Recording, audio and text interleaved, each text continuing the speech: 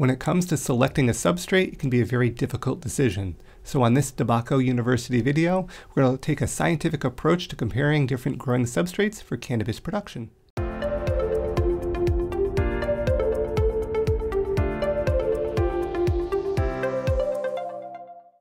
All right, let's get into this study here. So first off, this is a citation for the study. If you want to look at it in more detail, here's the first page, and here's the link and the proper citation for it. So when we're looking at any substrate, what are growers typically looking for? We're looking for high porosity, a fast draining substrate that maintains moderate water content between irrigations. Also quick dry downs to reduce the risk of root rots and pathogens developing, well-balanced physical and chemical properties, high consistency, and free of weeds, seeds, and pathogens. If it has those properties, most growers are going to be seriously considering that to put their plants into grow. Now there's main categories talked about in this study provided here. We've got Rockwool, Phenolic Foam, Peat Based, Coir Based, and living soils. Put just a little caption here from the article here for their table 1, looking at their physical properties of peat based mix, how the height of the substrate can impact certain things like easy available water, total available water, air-filled porosity. So just measures that these researchers were taking and looking at the difference based on the height of that substrate. So let's start with Rockwool here at the beginning. And Rockwool, if you're not familiar with it, is made from basalt rocks or other minerals, which are liquefied at very high temperatures, and then spun into fibers that then can be made into different sizes and shapes, blocks, cubes, and slabs. We can see the high consistency here because it is a man-made material. Because it's a man-made material, you can see the holes, and that can allow a grower to take a smaller plug and place that right into the Rockwool cube. Now Rockwool can hold more nutrient solution in air than any other growing medium that I'll talk about here. And it's favored, particularly in these large-scale operations, because it is a lightweight, inert, soilless substrate, provides moderate to good aeration, excellent water holding capacity, low CEC, easy to handle and use, homogeneous, very consistent, durable, and pathogen-free, at least when you first get it. However, microbial life does develop in Rockwool during the growth cycle of the plants, so just keep that in mind. Now, general benefits of Rockwool are that the airspace makes oxygen, water, and nutrient solution easily accessible to plant roots, all good things. The high air capacity and high ratio of easily available water. Rockwool has a very low unavailable water, which is bounded up water that's there but the plants can't use. It's very low in Rockwool. Promotes good root growth, provides even drainage, drains well, and has uniform wetting. So again, all the things that I really talked about there, from seedling to vegetative stage all the way into flowering stage, it has these great properties. So why would anyone choose anything else but Rockwool? Well, there are some downfalls to Rockwool. There are some challenges with Rockwool. There's no perfect medium. Rockwool is not environmentally friendly, meaning the durability that it has during the growing cycle really doesn't make it easy to dispose of at the end.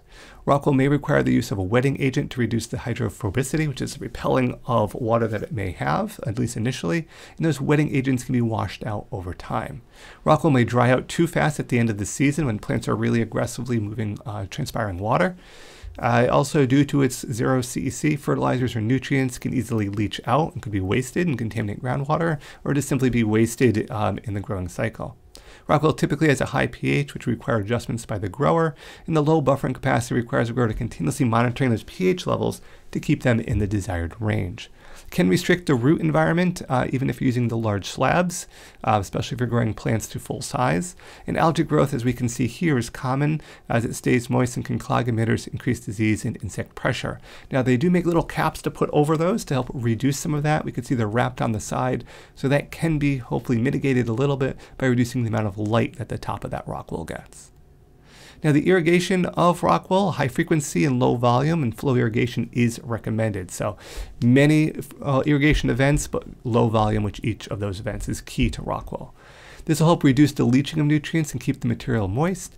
When fully dry, Rockwool can become hydrophobic and actually will repel water. And we could use a flood and drain system, as we can see over here, or we can also use the drip emitters on this side.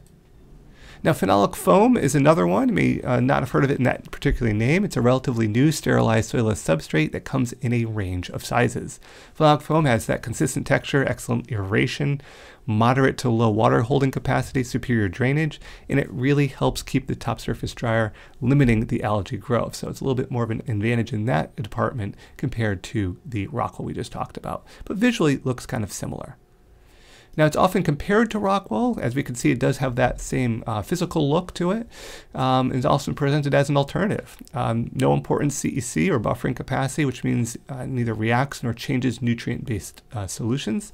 Phenolic foam is easy to handle and to use with no need of protective gear or clothing when handling. However, it is more fragile than Rockwool, so you want to be careful when you are handling it.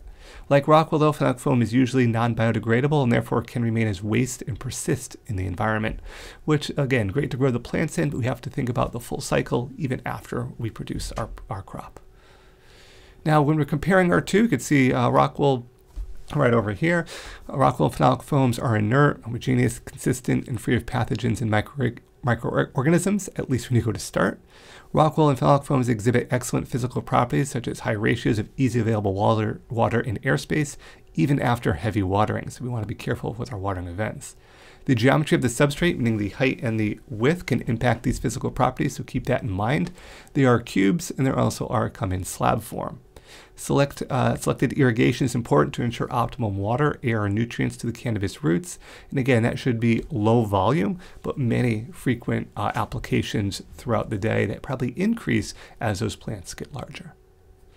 Now, again, those environmental issues, we can't forget about those because both are not easily recyclable or reusable after they're used for the growing environment. High volumes can lead to leaching, which is common, meaning those nutrients are getting past the root zone and getting washed away. This can lead to water contamination with fertilizers and or pesticides, whatever is being applied to the crop, and it's simply as a grower you're losing that nutrients, you're increasing that expense with no return. Now, this is Rockwool insulation, but the same thing can be applied to the growing cubes and slabs. What do you do with them after, and how do you properly and responsibly dispose of them? So when it comes to irrigation, it is very important. We're looking at both of these compounds. Those frequent irrigation events achieved through the use of substrate sensors, and automated irrigation systems can help maintain volumetric water near container capacity because the goal is to prevent excessive leaching. Yes, probably a little bit will come out the bottom, but don't want to keep leaching out those through the entire bottom. It's not a good thing. We could see here the automatic setup here, easily repeatable, and they just simply get spaced out more as those plants get larger. Now, moving on from Rockwool, some other competitors to think about would be a peat-based substrate. These are typically harvested in Canadian saguaro peat moss bogs or from Eastern Europe countries, mainly Scandinavia and the Baltics, depending where your end product is being grown or shipped to. The species can vary of the peat from bog to bog, as well as one region to another, because it is a, quote, once living product. The addition of coarse peat fibers or the mixture of fibers or chunky materials extracted from the bog to the peat moss can be used to increase the peat's resistance to shrinkage and compaction, helping to maintain the physical properties.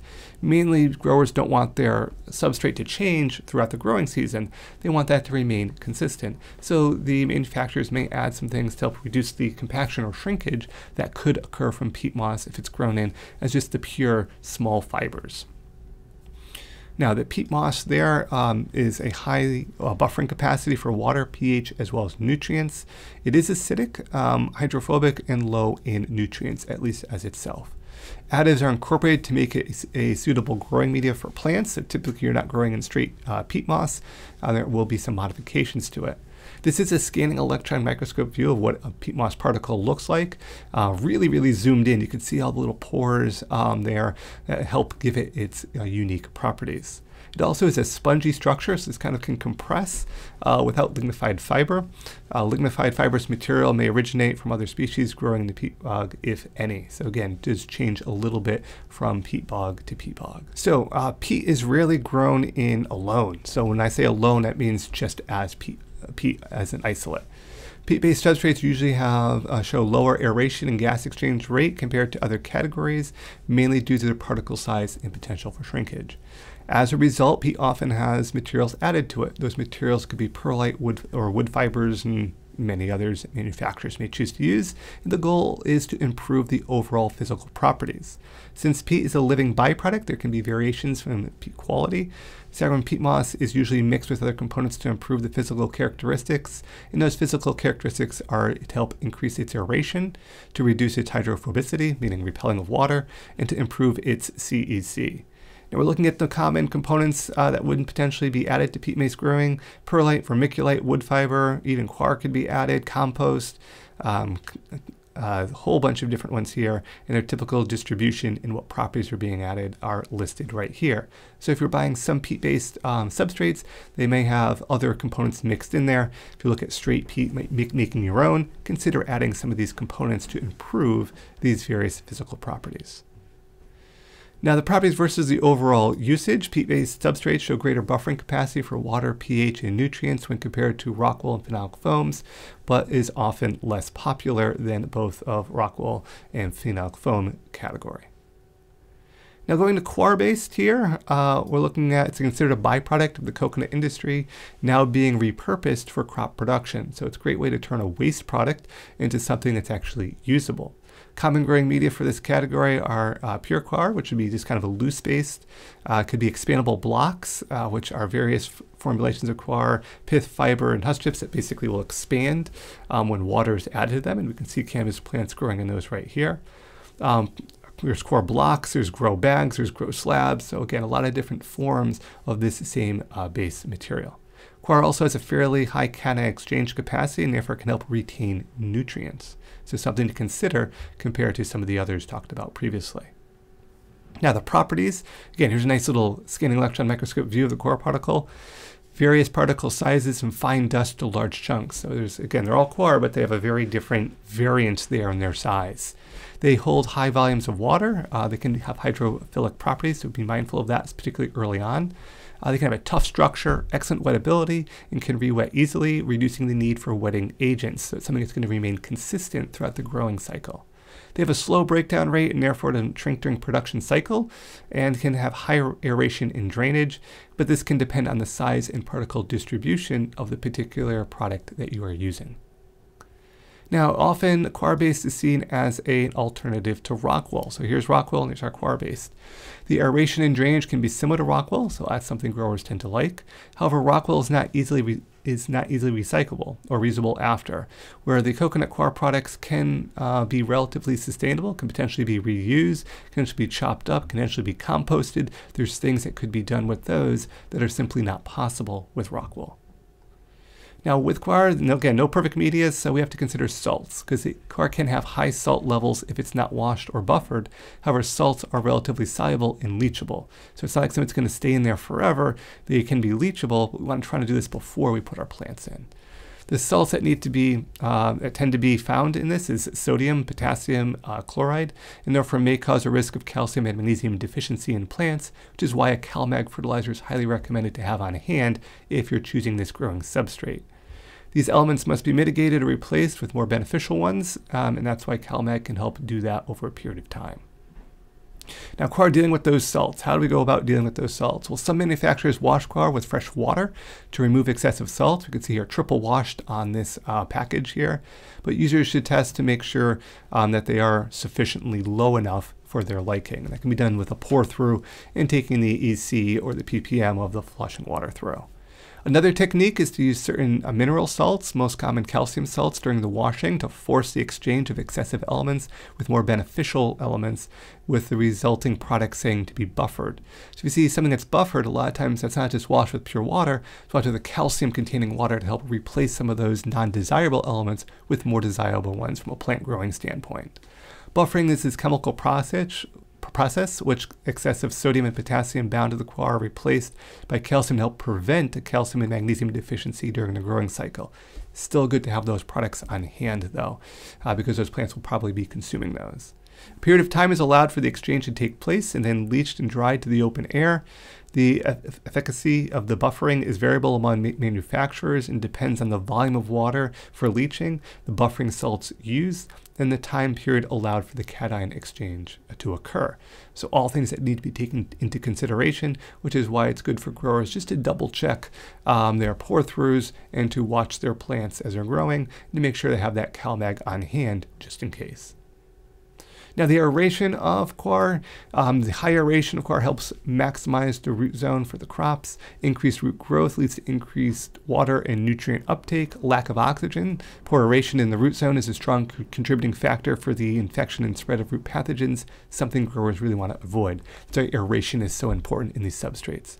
Coconut coir does have the reputation for being difficult to overwater and is associated with reduced incidence of disease. Again, all beneficial things. It's really hard to overwater it. Even in the finer particles, it does have a tendency to drain through pretty well. Using the larger particles, even easier to pour through, but keep in mind that may require adjustments to your irrigation.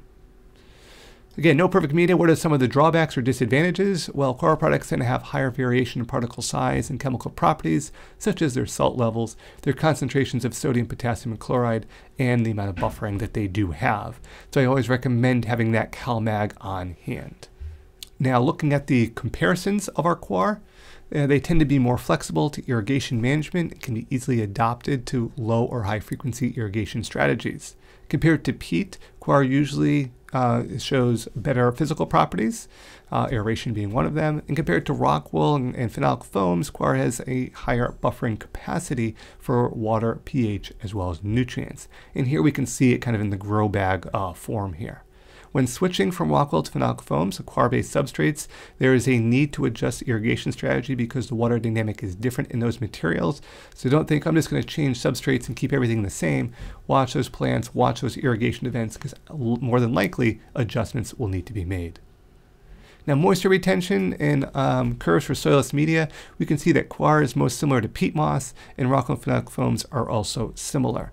So here we can see the kind of water potential and the volumetric water, how different things track. So if you're going from kind of a coir-based kind of to more of a peat moss based, the irrigation changes might be minimal. But if you're going from either a coir or peat moss to a Rockwool or Phenolic Foam, we could see those have vastly different properties there. And here's some of the physical properties of Rockwool foam, coir, and the peat moss, looking at the total porosity, container capacity, so on and so forth, just so you can have an idea of what the actual physical properties are of a media or substrate that you're using, or one you're considering, or one you might be considering changing to. Now, lastly, I want to talk about living soils, which is a category of its own, but really doesn't have any really defined standards. It can be as simple as incorporating microbial inoculants into growing medium, but it can be much more complex than that. Living soil matrix must support microbial populations, and biodiversity is important to maintain a balance between mineralization, plant protection, as well as biostimulation. The basic components of living soil are peat moss, coir chunks, naturally aged bark, wood fiber, compost, and natural additives, with no set percentage of any of these determined under the definition of living soils. A variety of inoculants can also be used in living soils, such as compost, bacterial inoculants, mycorrhizae, which is a fungal based, actinomyces, just to name a few. Now, living soil is not free of challenges, as well as the other substrates that I talked about. So, challenges living soils, maintaining a balance between mineralization, plant protection, and biostimulation is important, as well as optimizing physical properties, which I'll talk more about, provide enough nutrients for the complete growth cycle, manage irrigation to prevent leaching of nutrients as well. I'll talk all about those three. Properly defining living soil is needed, as this helps with setting standards for comparison when you're talking about substrates in general. Now, optimization of those physical properties, will non-living soil, fast-draining, coarse, well-aerated substrate properties allow for leaching of excessive nutrients and daily nutrient feeding. Living soil's physical properties, the water and air exchange, can be limited due to the materials that are being chosen to use. So, for example, compost, which is often used. The living soil component, microorganisms, can also modify the substrate structure, so it's an important variable to take into consideration. Now, providing nutrients for the full growth cycle, as I said, that can be a challenge because nutrient availability is a second challenge when we're looking at our living soils. Cannabis grows very fast in a short period of time, typically 8 to 14 weeks, and needs nutrients to rapidly become available in high concentrations. Living soil can struggle to have enough available plant nutrition to meet the high demand of this growing cycle. Growers often overcharge their growing media with more than necessary amounts of natural fertilizers to ensure the availability for the full grow cycle. There is a balance, though, between toxicity and plant available nutrients that growers need to take into consideration. Plants grown and live in soil tend to be slower compared to soil as substrate options, so keep that in mind. It's also important to know that the plant's going to need different nutrients as it goes through its different life cycle. So just because you're high in one nutrient doesn't mean you can maintain that one nutrient really high throughout the entire growth cycle. There will be the plant demands for shifting nutrients as it goes from that seedling to that vegetative to that flowering stage. And then lastly, to manage irrigation to prevent leaching of nutrients, irrigation strategy is a third challenge in living soil, mainly due to the variance of the physical properties. Regulating the plant's irrigation is how growers manage air to water ratios in the root zone, and it's not as forgiving as some of the other soilless substrates we talked about, where they allow that water to kind of pour through.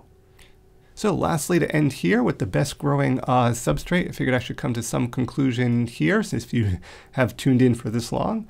It's not as easy to suggest what growing media is the best growing media for cannabis production, because each category has its strengths as well as its weaknesses.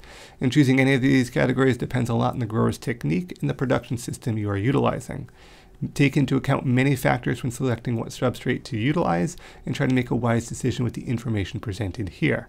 If you have no idea where to start, I would say coir-based products are probably the intermediate substrates showing more advantages and less weaknesses if you're looking for a starting point. Expandable coir bags allow for minimal storage space if you're looking at a large-scale operation, sterile starting conditions, and it's a supportive growing substrate. So hopefully you like this very long but detailed look at substrates to allow you to make an informed and scientific-based decision for what your plants will be growing in.